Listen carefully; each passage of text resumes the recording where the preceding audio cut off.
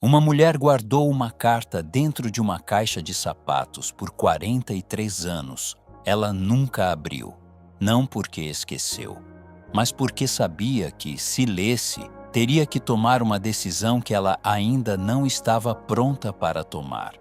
Hoje eu vou te contar o que estava escrito nessa carta e o que aconteceu no dia em que ela finalmente abriu. Mas antes, deixa eu te fazer uma pergunta. Você já carregou um peso assim? Uma mágoa que ficou tão antiga, que você nem sabe mais se ainda dói ou se já virou parte de você? Hoje eu quero te contar 3 histórias reais, de pessoas comuns que carregaram esse peso por anos e um dia decidiram soltar. O que aconteceu depois disso vai ficar com você por muito tempo. Bem-vindo aos arquivos da eternidade. Existe um estudo feito pela Universidade Johns Hopkins, nos Estados Unidos, que descobriu algo impressionante. Pessoas que praticam o perdão genuíno têm menos ansiedade, menos depressão e vivem mais anos. Não é religião, não é filosofia, é ciência. Mas o que ninguém te conta é o quanto custa chegar lá. O perdão verdadeiro não é bonito no começo. Ele dói antes de libertar. Ele exige que você abra mão de algo que sente que merecia ter. Uma explicação, um pedido de desculpas, uma justiça que nunca veio. As 3 pessoas que você vai conhecer hoje fizeram exatamente isso. E nenhuma delas se arrependeu. Anderson tinha alguns anos quando viveu o domingo que nunca esqueceu. A família voltou da igreja e o guarda-roupas estava vazio. O pai tinha ido embora, sem explicação, sem despedida. Cresceu com aquilo dentro do peito. Estudou, trabalhou, construiu uma carreira sólida como empresário. Por fora tudo estava bem, mas o corpo não mente.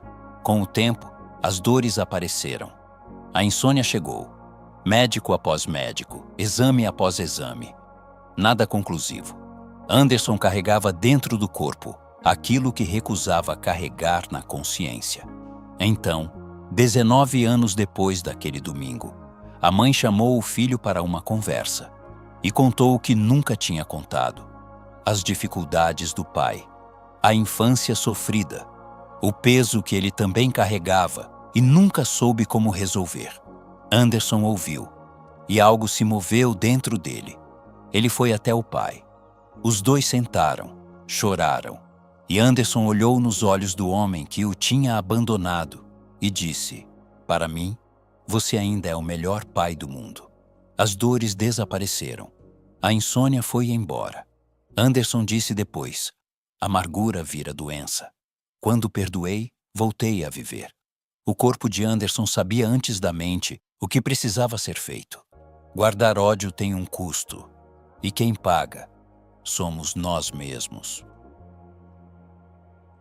A próxima história tem mais de 3.000 anos, mas você vai reconhecer cada detalhe dela, porque essa história acontece em famílias até hoje.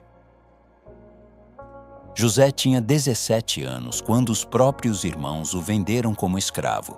Não um inimigo, não um estranho. Os irmãos. Ele foi levado para o Egito acorrentado. Passou anos em escravidão, depois na prisão, por um crime que não cometeu. Qualquer pessoa teria saído dali destruída por dentro, com ódio, com razão, com todo o direito do mundo.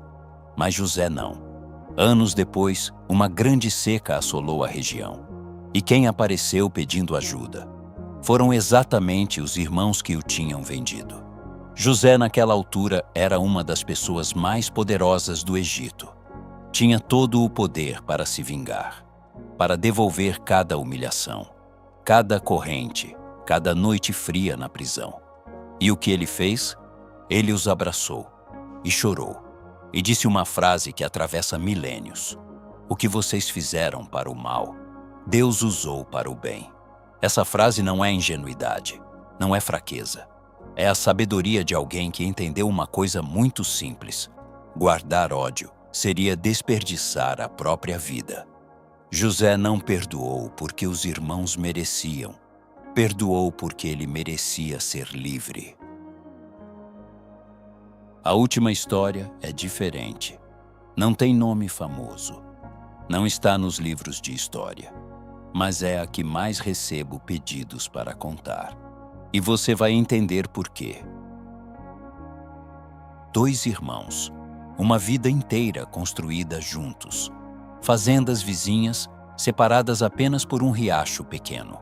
Um dia, um desentendimento banal virou uma briga feia. As palavras foram duras, e o silêncio veio depois. O irmão mais velho, ainda com raiva, chamou um carpinteiro e pediu uma coisa. Quero uma cerca alta entre minha terra e a dele. Não quero mais ver aquele homem. Saiu para o campo. Passou o dia fora. Quando voltou ao entardecer, não havia cerca nenhuma. No lugar dela havia uma ponte. Pequena, simples, bonita, ligando as 2 margens.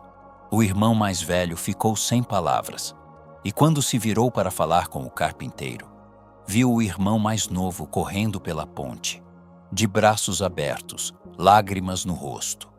Eu sabia que você não era uma pessoa ruim. Você é mais que meu irmão. Você é meu melhor amigo. Às vezes, o perdão não precisa de palavras longas. Às vezes, basta construir uma ponte e ter fé que o outro vai atravessá-la.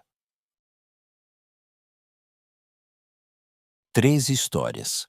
Um filho que esperou 19 anos para dizer ao pai que o amava. Um irmão que poderia ter se vingado e escolheu abraçar. E 2 irmãos, separados por um riacho e por palavras duras, unidos por uma ponte que nenhum dos 2 pediu. Você lembra da mulher que eu mencionei no começo? A que guardou a carta por 43 anos? Quando ela finalmente abriu, encontrou 3 palavras. Eu te perdoo. A carta tinha sido escrita pela própria mãe dela, que morreu sem que as 2 se reconciliassem. E ela guardou por 43 anos, esperando o momento certo para ler. Esse momento nunca é perfeito. Talvez você esteja pensando agora em alguém. Um nome que veio à cabeça enquanto você ouvia essas histórias. Não precisa ser hoje. Não precisa ser com palavras. Mas se esse arquivo tocou em algo dentro de você, talvez seja um sinal. Me conta nos comentários. Você já perdoou alguém que achou que nunca perdoaria? Ou ainda está carregando esse peso? Eu leio todos os comentários. Se você quer continuar recebendo histórias como essa toda semana, se inscreva no canal. É gratuito. E pode ser exatamente o que o seu dia precisa. Até a próxima semana. Cuide-se.